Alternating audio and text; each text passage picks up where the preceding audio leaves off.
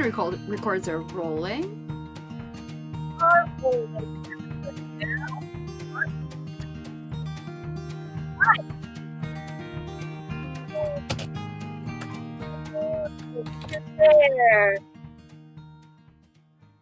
I'm Ford, as the cute little heart down there says. And I'm Sky. These aren't our real names, but these are superhero names. And with our powers combined, we form the writing partnership of L.Skyford. Welcome to L.Skyford Live. Because we're face to face. Because we're live.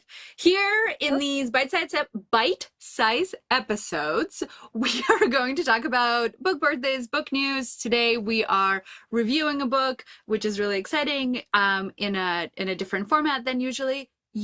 Oh my goodness, I promise I'm gonna talk it sometime and it's gonna work out. You can follow us on Twitter at SkyfordL, on Instagram at L.Skyford. And if you're interested in our book, head over to our website at L.Skyford.com. Plus, you can watch our faces do this episode on Twitch and YouTube. On Twitch, it is at L.Skyford. On YouTube, it is at L.Skyford, just because I thought it'd be fun to do them all differently. Everything's different. Nothing is the same or easy. We have a link tree, but does anyone even link tree anymore?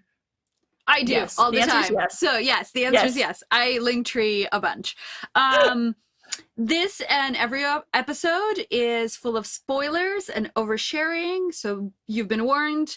They're all rated I E will for say the I will say the F word because there will be F words. Okay. Lord.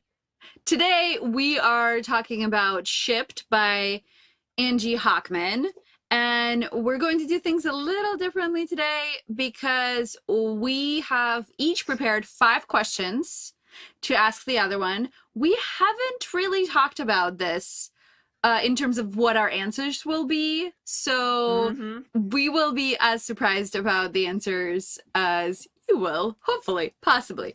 All right, so first, let's talk a little bit about Shipped.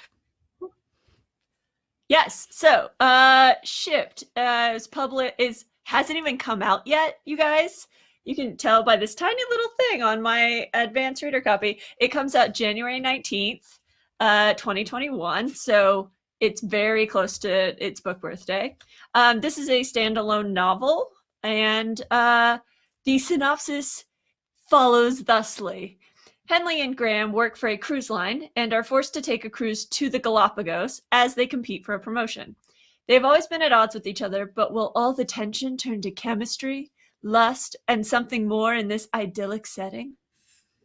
Got a little bit of my NPR voice there at the end. Thank you very much. Do you have anything to add? Because I wrote the synopsis, so do you have anything to add to that? No, that's pretty concise. That's the concisest. Yes. I tried. I didn't want to spoil anything yet, but I feel like we're about to head into spoiler territory. So there go. Yeah, I'm not sure. Are there any triggers for this book? I don't really think so. I think the so, patriarchy. A little bit. I mean, the patriarchy, though, that isn't a trigger. That's a byproduct of life currently, and we're trying to dismantle it and change that. But there is a little bit, and smash it. There is reference to emotional and physical abuse. It isn't to such a degree that maybe a trigger warning is necessary. But we are going to talk a little bit about, maybe we're going to get into the emotional abuse and how that plays a part in this book. Yes, I would say there's also workplace patriarchal structures that are imposing. Yes, but again, I don't know that that's triggering so much as it's just telling the story. Yeah.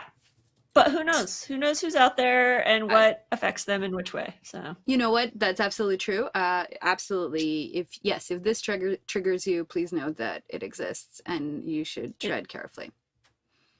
for sure. All right. Uh, So do you want to start? I was gonna say, do we want to do these? Wanted like I ask a question, then you Yeah, ask a question. All right, great. great. So great. So my first question for you is, what were your first impressions of the characters, and if you could maybe remind us of their names? Great. So Henley is the main character. She is the single point of view for this book. She is a late 20 something who works as a marketing manager for this cruise line. And off the bat, I was receptive to her. I liked her. I like that she's sort of a go-getter. You know, it's a man's world, and I'm gonna, get this promotion, and I want to be like a CEO. I want to be a chief in front of my title. Like she had work goals. Um, what I didn't really dig about her is that she has a lot of implicit bias, like holding her back. And I'm not sure if it was the writer's voice or the character's voice, and that's something I'm interested in unpacking as we talk more. But she sure let men hold her back and hold her down, and even in her relationships with other women, the patriarchy was still really like choking her. Um, Again, maybe my reading into it as well. So this might also be my like take on it. The other character is Graham, the love interest. He's, totally Midwestern nice. And but again, still sort of like, I will come and save you and protect you, and you will like it. It will be great until you tell me not to, and then I will respect that. But I still really want to save you and protect you and do right. Um, so like, and he has really great forearms. Like that's what we learn, is that he has really great forearm muscles. Uh, Yes. my first impressions are, I liked these characters, and the more I read, the less I liked these characters. Okay. All Yeah. right. Cool. Yeah. So one of the side characters is one of the patrons on this cruise is a Russian named Nikolai, and you mentioned to me that you really liked him. So I would love to hear why, and maybe if you want to talk more about like his part in the book. Sure. So his name is Dr. Nikolai Kozlov, and he's a chiropractor. And I don't know if Angie Hockman did this on purpose, or if she just Googled commonly used Russian last names, or if she knows a Dr. Kozlov, in which case, shout out to all the Dr. Kozlovs out there. But directly translated, Kozlov means he who is of a male goat. And in Russian, a male goat is someone who's mischievous, and like you can call some, like that could be a derogatory term, but it's not like, it's like you're a buffoon rather than you're a jerk. And I think that his Yeah. character is very much the buffoon. Like he is Yeah. if we put it in commedia, like archetypes, right? He's the Arlecchino of this. He is the like jokester that, sorry if I just went really high art with my explanation, it was not intentional. I love it. I'm here for it. You always will be. So I just realized that I went places, and I was like, I don't know if everyone followed, but here we are. Anyway, so Yeah. there needs to be comic relief, essentially. In any story, there needs to be comic relief, and he serves as that. He serves as comic relief. But sometimes when when national stereotypes are put into a book as comic relief, they can be really offensive. And this Mm-hmm. threaded the needle on the offensiveness. And I do think that some people are going to find it really offensive, whereas other people are going to connect with this over the top personality. I definitely saw a bunch of my dad in this like good-hearted but like way too loud by American perception person. Mm-hmm. To me, a lot Mm-hmm. of his loudness wasn't um as jarring, Yeah. because it is so inherent to the people in my life. And even his over the top dancing and the dancing scene, which may seem really rude and inappropriate, Russian men dance like it, and it's very boisterous. Russian women dance too. I don't mean to say like it's a man's world in Russian dancing, but like the idea of enjoying a dance party and having a very loud external enjoyment of a party is very real and very common. And so that whole thing where she's like cringing away from him, I was like, oh, this is an American's response to a Russian at a party. Mm-hmm. Oh, I have been the Nikolai in this scenario. Amazing. I'm really glad you brought that up because that scene really irked me because she was so embarrassed on his behalf.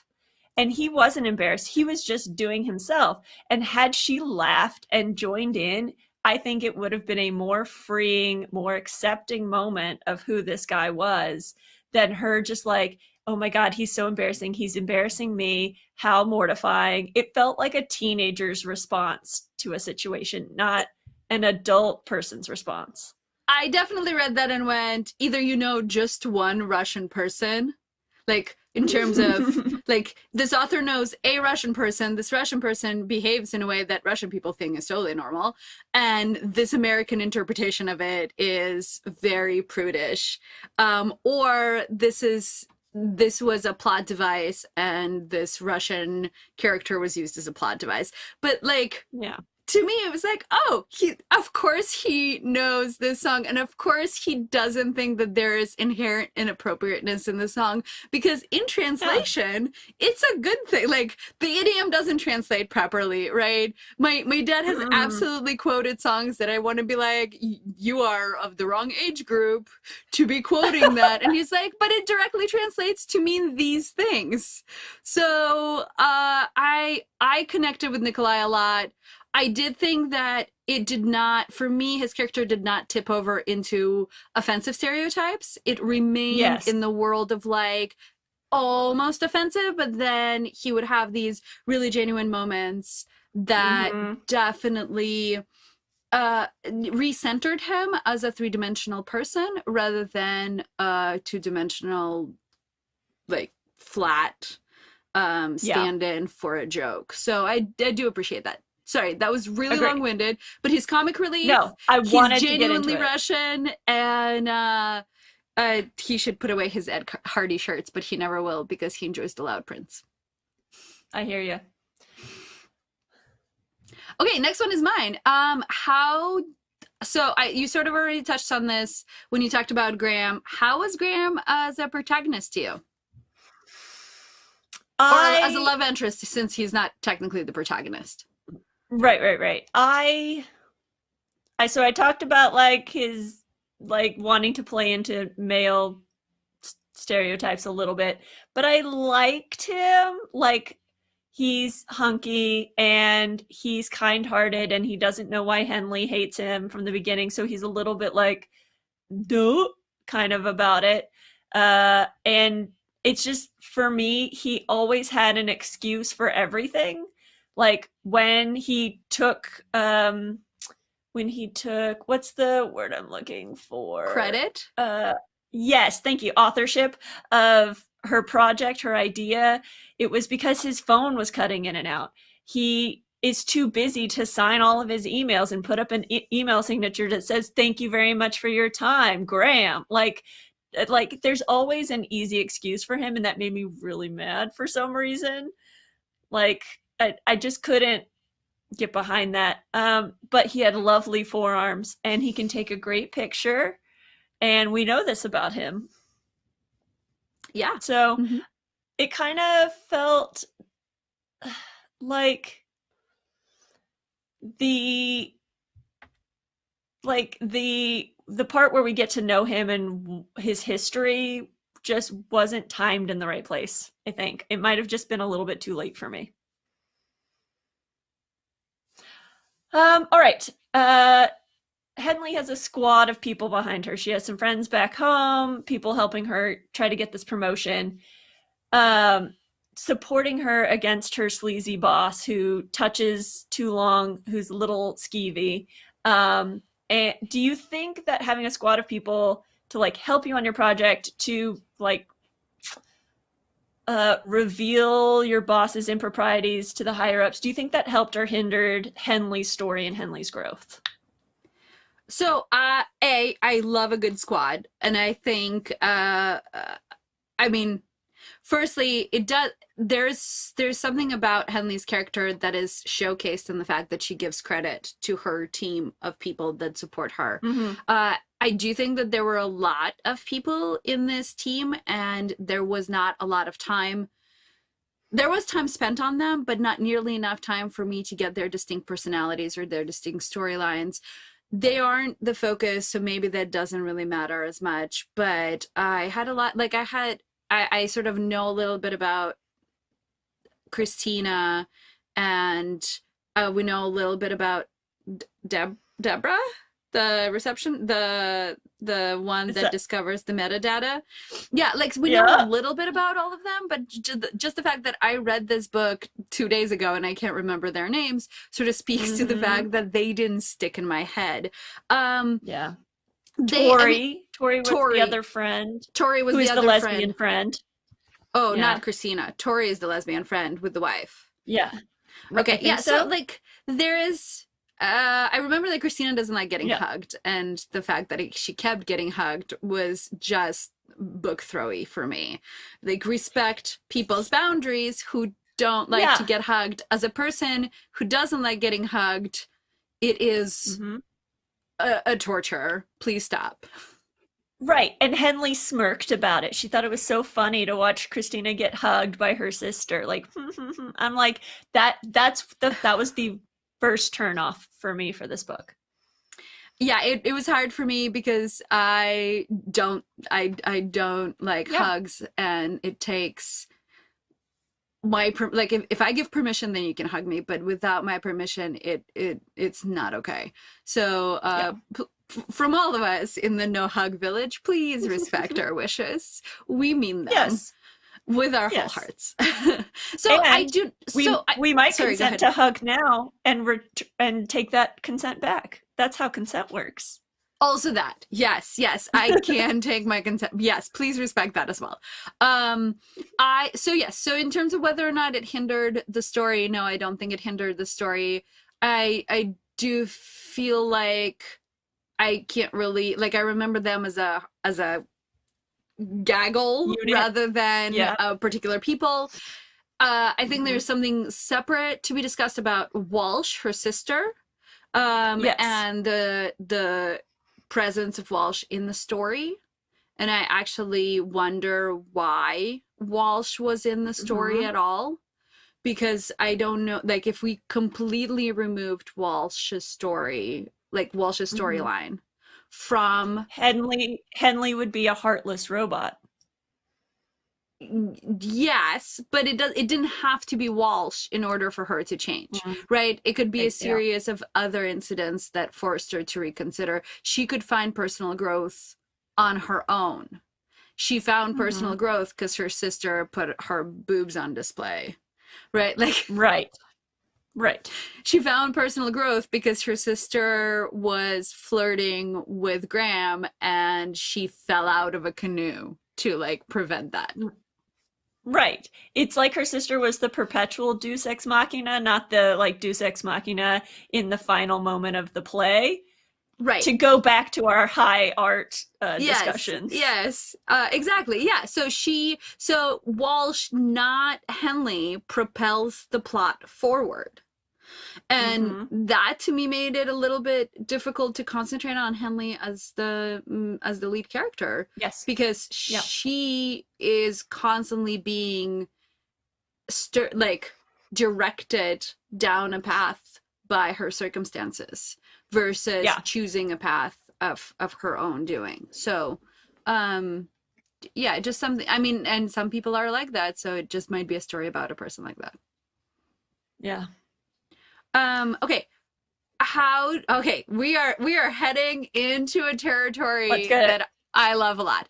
How do you feel about fade to black sex scenes? Do you think it's important to be clear as to the content of the sexual relationship in in a romance book, which this is considered a romance? It'll be shelved in the romance section. Um, so firstly, there's all steam levels of romance as we mention it within the community. This one is light steam. This is steam light. It's more furtive glances and stolen kisses. And then yes, these like handful of fade to black scenes in the very, very, very, very end of the book. Um, I personally don't care for them. This is not my kind of romance. I come to romance for the smut, for the sexy, dirty, sexy, sweaty sex. Um, I know a lot of people come to romance for the connection between the characters, for the build up and the anticipation. This book didn't have it for me, so the sex payoffs also didn't have it for me. So it's like a mwah mwah double punch. Um, we've read some that are fine, that are good. I feel like there were a couple in Atalia Hibbert or whatever, and that's fine. I need something physical, and like give me one good sex scene, and then I'll let you have the rest of them as fade to blacks. But like, I like a graphic. That's my personal choice. All right. Chink, chink, chink, chink, chink. So they go on this cruise to the Galapagos. What did you think about that as a backdrop for a story? Do you think it served? Do you think it helped or hindered? So I think I have so many thoughts. First thing is about Galapagos. I absolutely think it's great that it was set in the Galapagos, particularly given the fact that at the very end of the book, the author talks about the conservation effort in the Galapagos Islands and how you can genuinely, like in real life, support that effort. The Galapagos Islands are one of the most significant preserves of life on this planet, and their research done there is truly like the foundation of so much of scientific discovery, but in terms of species biology and how species interact. I mean, I am no biologist, but I am aware of the fact that the Galapagos Islands are extremely significant and should be preserved, and financial efforts should absolutely be diverted to that. So having a book set in the Galapagos Islands, showcasing the conservation effort, showcasing the fact that there is such a thing as ecotourism, and there is an opportunity there not only to go on a cruise, but go on a cruise that supports conservation effort. Absolutely lovely. So I think it's great. That's like put a bow on it. But I also think that the book dealt not just like, if that was the book, right? That was the book, that would have been great. But it also had all of these other, I want to call them side projects. Like there were all of these other conversations that were happening at the same time. And yes, in real life, we have all of these different things happening at the same time. But to me, they're like, I tried to focus on the Galapagos Islands. I tried to focus on dismantling the patriarchy. I tried to focus on domestic abuse. But ultimately, there were too many like buckets of emotional need, and I wasn't able to commit to any of them. Yeah, the Galapagos B plot held a little bit too much focus over the romance A plot. Like it felt very like 50-50, 60-40 when it should be really like a 70-30, 80-20. So, excellent. Yes, thank you. Okay. Overall, what worked for you in the book and what didn't? What? So what worked for me? Henley's immaturity led to a lot of like fun moments to read. There's a moment where she and Graham are making out, and then they get interrupted. So she shoves Graham into a bathroom, and it's Nikolai. And so Nikolai's like falling apart because, anyway, I don't want to ruin it. It's a very cute moment. And then they get interrupted, and she's not supposed to have a patron of the cruise in her room. So she shoves him into the bathroom with Graham. And so, like, that was a very, like, that was a cute, that was probably my favorite moment of the book. Just that sort of circumstantial oh shitness and what do I do in the moment. But she was always making kind of the wrong choice. So it was a slow train wreck to watch. And then what didn't work for me was just how stuck Henley was in patriarchal expectations. Like always judging her, wanting her sister to be the different kind of person than she actually is, wanting her to be more mature, wanting her to be more successful. There was a moment in the book where they had invited two conservationists onto the boat to talk to the patrons, and they were referred to as Doug, the scientist, and his wife, and Elisa, the volunteer. And I was just like, this is so like male-centric. It hurt. It really hurt because Annalisa was the character that Henley connected with. So I was sort of bummed about those like layers, those subtle layers of patriarchy throughout.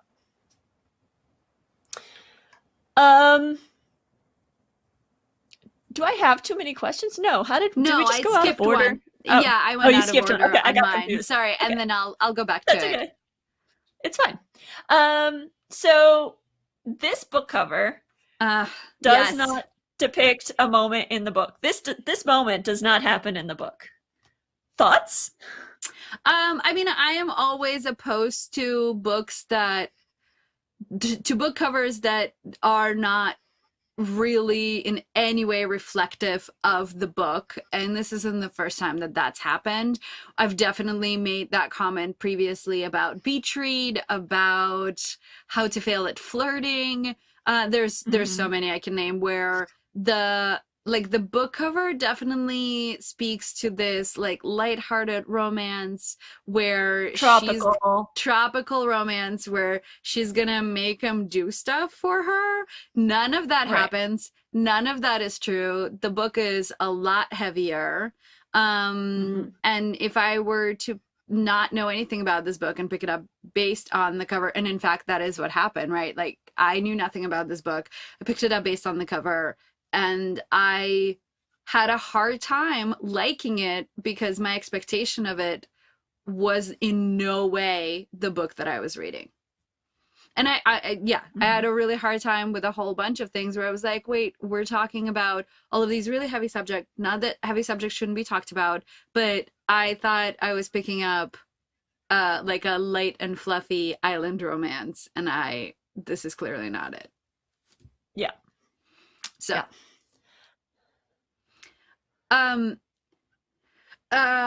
this is interesting because I talked about the fact that there are so many emotional buckets to dip into. Is there one thing that you wish the book focused on more? I mean, the Galapagos isn't a thing that it focused on, but like, was that the like should yes. Do you know what I mean? Like, was there a more focused bit that you have needed? it? All right. So in Act 3, they're back from the Galapagos. They're in Seattle. She's putting together her presentation for her boss. Things go awry, but we learn about Barbara. Barbara is one of the secretaries. And Barbara's like, I had to quit college. She says, you remind me a lot of myself. That's why I'm helping you. I was in college, but I had to quit when I got pregnant, and all this. She kind of lays out this life that she has because of what happened to her at Henley's age, and that's why she's rooting for Henley now. And I'm just like, and then that's it. We brush it off. We just keep moving on. And at the end, Henley, insists that Barbara becomes her executive assistant, with the potential for other things. And then that's it. That's all we have about Barbara, who essentially kind of saves the day in this book by having proof that Marlin the boss is a skis ball. I wanted a better end for Barbara. Hashtag better end for Barbara. Yeah. Like Excellent. the way all the side characters were just kind of like bundled together and brushed off to the side just didn't jive with me. I wanted more flesh there. Yeah. So the last thing that irked me about this book that I didn't realize it until I was thinking more about it is we're in the Galapagos for the majority of this book. I'd say 50, 60%. And no one at all speaks Spanish in this book. And the Galapagos are off the coast of Ecuador. Everyone there is Latino of some kind, like Ecuadorian, and nobody speaks Spanish. No one has a Spanish accent. Like none of that is described. I think there's several mentions of people speaking Spanish to others and then speaking English to the tourists. And then there was Really? yeah, it's the naturalists when they go on the hike when they meet the stinky iguanas. And that's an event in the book. And that there's I feel like there's a couple of other mentions of people's Ecuadorian heritage rather than them speaking Spanish. I do agree that it's a little white and American centric. Also, other than Nikolai, everyone on this cruise is also, or everyone else, like we only kind of meet a couple of other people, and half they're a all dozen. white and Midwestern. There are no other people. So yes, it would be nice to be more multicultural. All the patrons, all the patrons were white, and then all the crew members on the cruise ship were Latino, or the ones we meet are introduced. And the people on the island, it was just very problematic for me. You don't have to like weird whisper it. What if that's just how I say problematic? Problematic. It's always just off to one side. One side. That's legitimate. That's fine. Yeah. So it was problematic for me. That's all. So that was a very leading question to talk about something I want to talk about. I see. Very, very good. Well, sorry. So, I mean, yeah. That's your answer then. Great. Fine. Sorry, that's so lackluster there. There you go. Boom. I have a final thoughts. So final thoughts, should we read this book? I mean, not we, you and I have already read the book. We, the collective people who read books, we. For me, nah. It felt just under average for me. I'm usually a person who's like, oh, that book was fine. This book was fine. I'm not going to miss it. I'm not going to think about it again. I'm not going to reread it. It's not for me. I think mwah mwah is my rating for it. Okay, very good. Yeah. How about you?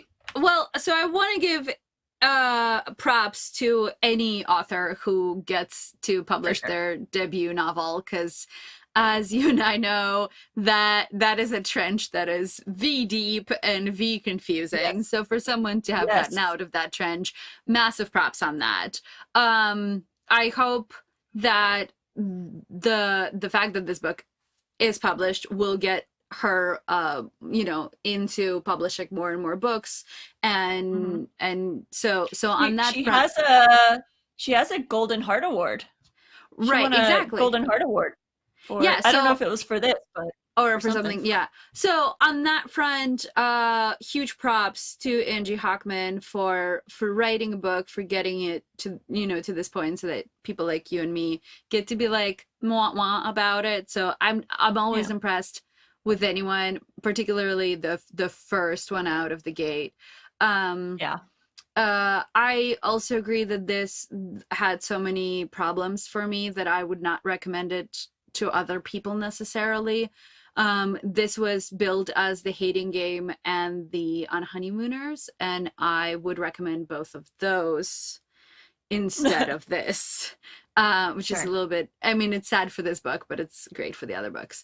So yeah, I mean, like, I just don't love a woman who doesn't love herself Mm-hmm. outside of a man. And this, Mm-hmm. like, she was always waiting for a man to validate her at all times, and it made it really difficult for me to embrace her into the sisterhood. That sounds Yeah. so judgy of me, but there we are in the judgment Yeah. land.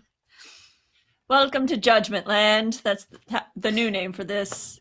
Welcome to judgment land. Very good. So Welcome to so there it is. That's my thought All is right. beat the patriarchy down some more and then come back and tell us all about it. Yeah. All right. Well, if you liked this Adventures in Books or you want other updates on upcoming projects, follow us at Instagram. That's right. We're giving you all these socials again. So get out your devices. Instagram at L.Skyford. You can watch us on Twitch at L.Skyford, on Twitter at SkyfordL. Other places. YouTube is L. Skyford Skyford. no dot. Yeah, L Skyford Yeah, no no dot. dot. Yeah. Can't remember all the things. And I'm Ford. And I'm Sky. There are hearts again. Hi. And there's the hearts again. Uh Yeah. That's it for today. We'll see you next time.